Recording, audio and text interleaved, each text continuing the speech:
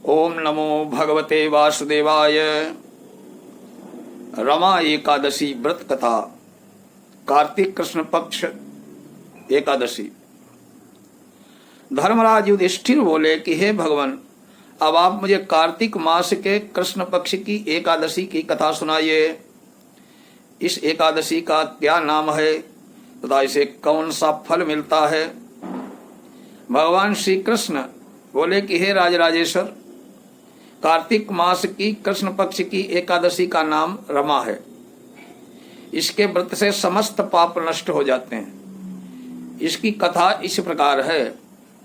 प्राचीन काल में मुक्षकुंद नाम का एक राजा राज्य करता था। उसके इंद्र, वरुण, कुबेर, विभीषण आदि मित्र थे। वो सत्यवादी था और विष्णु का परम भक्त था।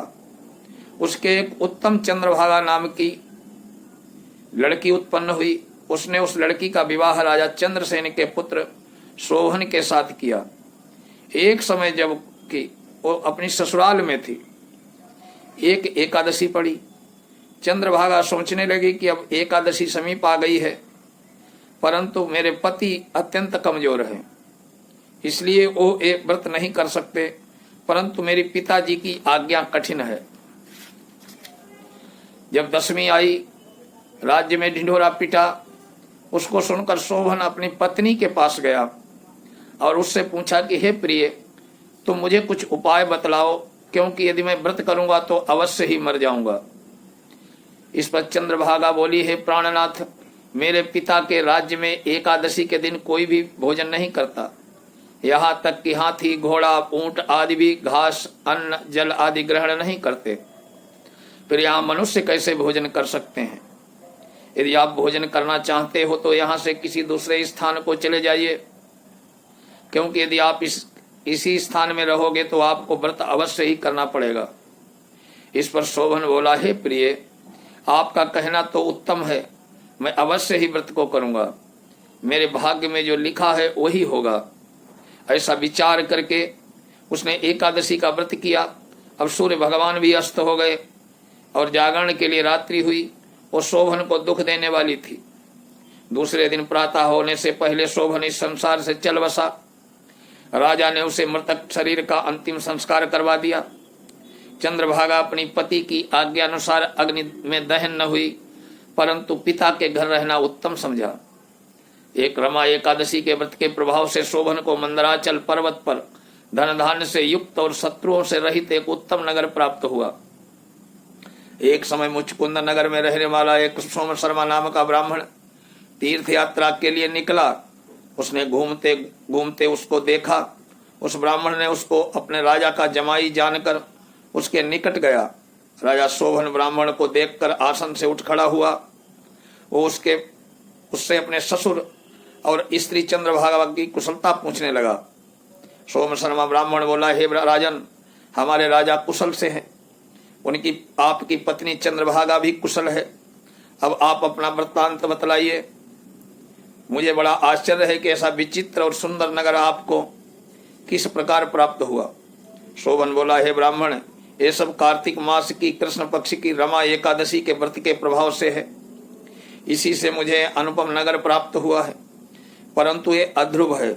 इस पर ब्राह्मण बोला, हे राजन, ये अध्रुव क्यों है और ध्रुव किस प्रकार से हो सकता है। सो आप मुझे बतलाइए, मैं आपके कहे अनुसार ही करूंगा। आप इसे किंचित मात्र भी झूठ मत समझो।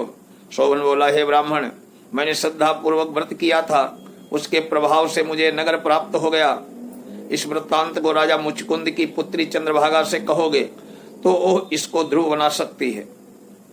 ब्राह्मण ने वहां जाकर चंद्रभागा से समस्त वृत्तांत कहा। इस पर राजकन्या चंद्रभागा बोली कि हे ब्राह्मण, आप मुझे उस नगर में ले चलिए। मैं अपने पति को देखना चाहती हूँ। मैं अपने व्रत के प्रभाव से उन नगर को ध्रुव बना दूंगी। चंद्रभागा के वचनों को सुनकर वो सोम शर्मा ब्राह्मण उसको मंदराचल पर्वत के पास वामदेव के आश्रम में ले गया। वामदेव ने उसकी कथा सुनकर चंद्रभागा का मंत्रों से अभिषेक किया। चंद्रभागा उसके मंत्रों और व्रत के प्रभाव से दिव्य देह धारण करके पति के पास चली गई। शोभन ने अपनी स्त्री चंद्रभागा को देखकर प्रसन्नता पूर्वक उसे अपने वाम अंग में बिठाया। चंद्रभागा बोली, हे प्राणनाथ, अब आप मेरे पुण्य को सुनिए। जब मैं पिता के घर में 8 साल की थी तब ही से मैं यथाविधि एकादशी का व्रत करती थी। उन्हीं व्रतों के प्रभाव से आपका यह नगर ध्रुव हो जाएगा, समस्त कर्मों से युक्त होकर प्रलय के अंत तक रहेगा। चंद्रभागा दिव्य रूप धारण करके दिव्य आभूषण एवं वस्त्रों से सजकर अपने पति के साथ आनंद पूर्वक रहने लगी। शोभन भी उसके साथ आनंद पूर्वक रहने लगा।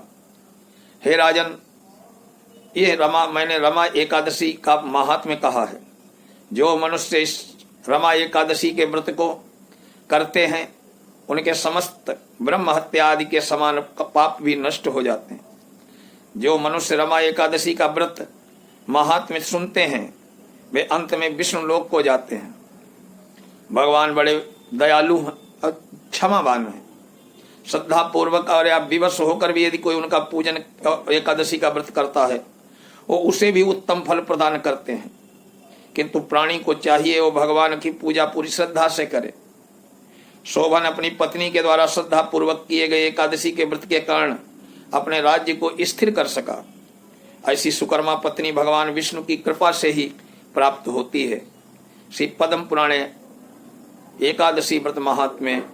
बोलिए लक्ष्मी नारायण भगवान की जय हो। कृष्णाय वासुदेवाय हरे परमात्मने प्रणतः क्लेशनाशाय गोविंदाय नमो नमः।